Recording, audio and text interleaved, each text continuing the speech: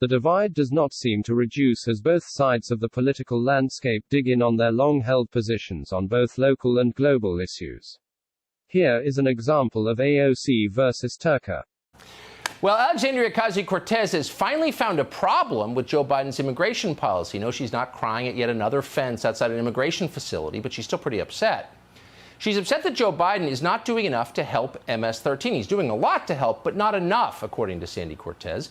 She was one of 34 House Democrats who sent a letter to the DHS Secretary, Alejandro Mayorkas, urging the government to deport fewer violent gang members and other felons. Quote, "We urge the Biden administration to pursue humane and just immigration policies that aim to end mass incarceration, criminalization, and deportation of immigrants." They went on to suggest that anyone who's against this is, needless to say, wait for it, a racist.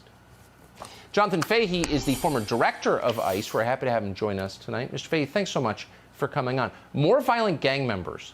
I hate to ask you a philosophical question, but what could, other than destroying the United States, why would someone be for this?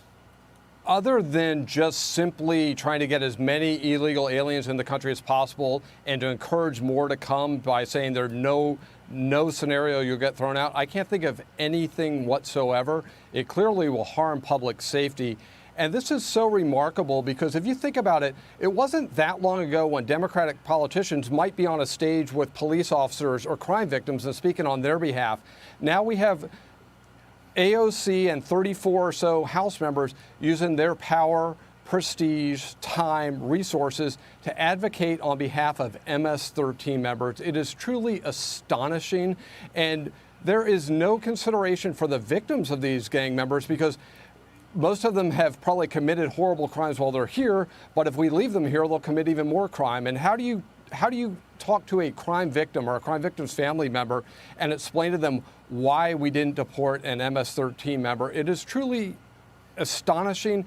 And this is on the heels of Joe Biden's the policy of what they are now deporting, which is a very timid response, just basically enough to pass a laugh test. You have to meet so many criteria to get deported. They don't want to deport most criminals. They want to make it hard to deport any gang members. They support sanctuary cities. And then this to say this is not even enough, it's truly astonishing. And people really wonder why we have this issue at the border. Well, we send the message loud and clear that no matter what you do when you get here, you will never be deported.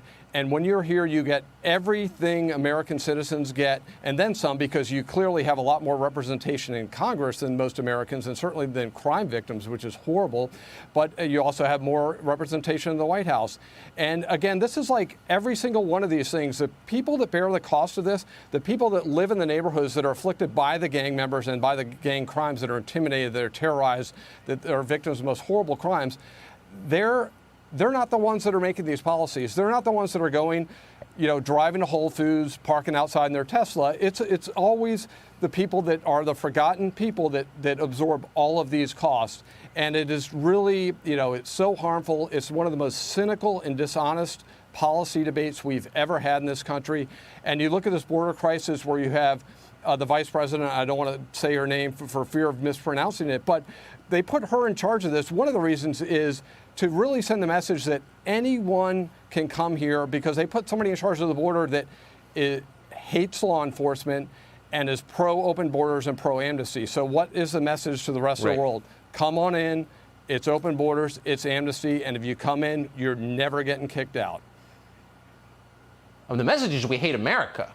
Kamala Harris and Ocasio-Cortez did not build this country. They couldn't have. They're not capable enough to do that. They hate it, and they're trying to destroy it. There's no other explanation that I can see. You don't have to affirm that, but it's clear to me at this point. I appreciate your coming on. Jonathan Fahey, thank you. Thank you. Hey, Sean Hannity here. Hey, click here to subscribe to Fox News YouTube page and catch our hottest interviews and most compelling analysis. You will not get it anywhere else.